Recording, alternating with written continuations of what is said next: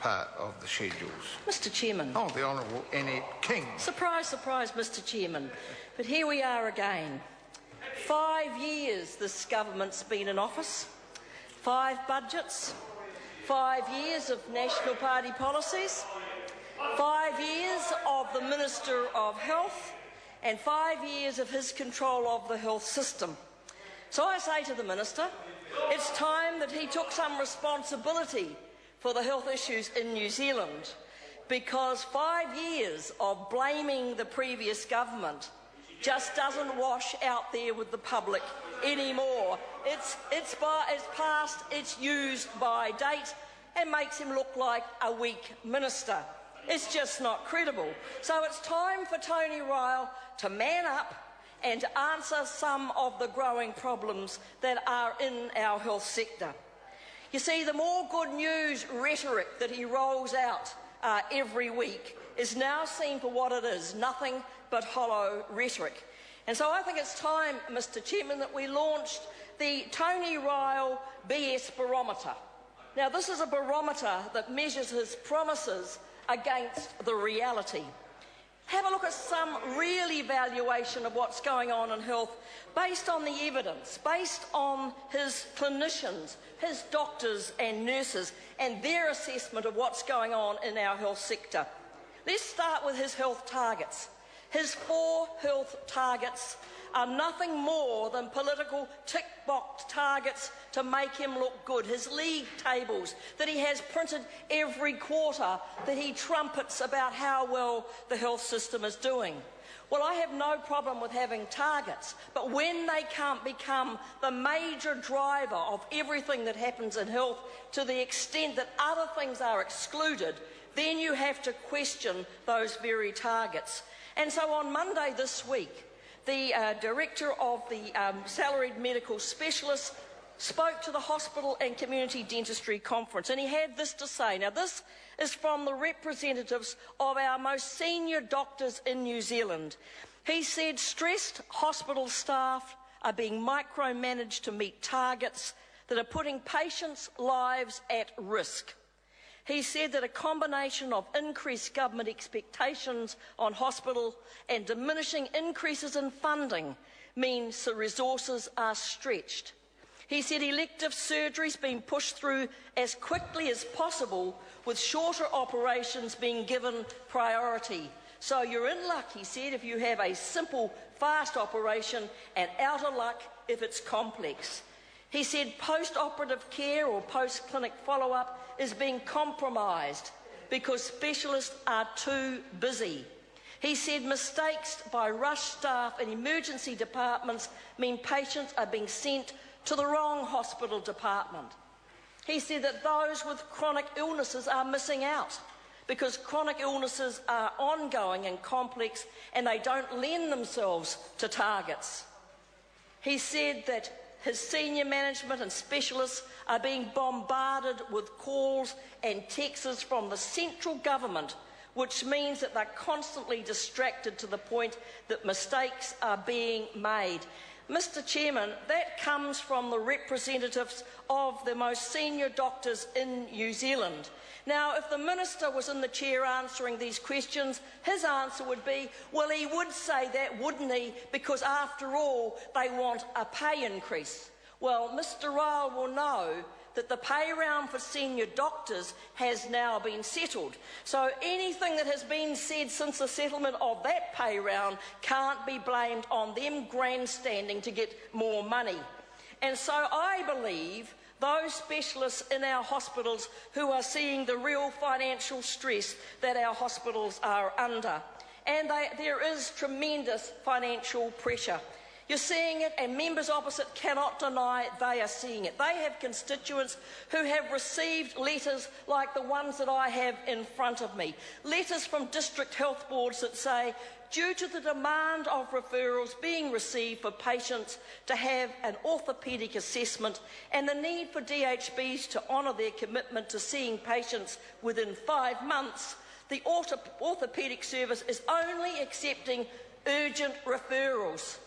Urgent referrals. And what is happening, Mr Chairman, up and down New Zealand, thousands of New Zealanders are not even getting a first specialist assessment. They are receiving letters like this, Mr Chairman, receiving letters Honourable like Annette this, King. telling them that they don't meet the financial threshold. Here is another one from another DHB. This one is from Hawke's Bay, saying that they cannot see this patient within the current resources and capability. And when the Nelson clinical director sent a letter to all the GPs of that region and said, "Oh, sorry, with financial constraint we can only see your urgent patients," the minister then attacked the messenger.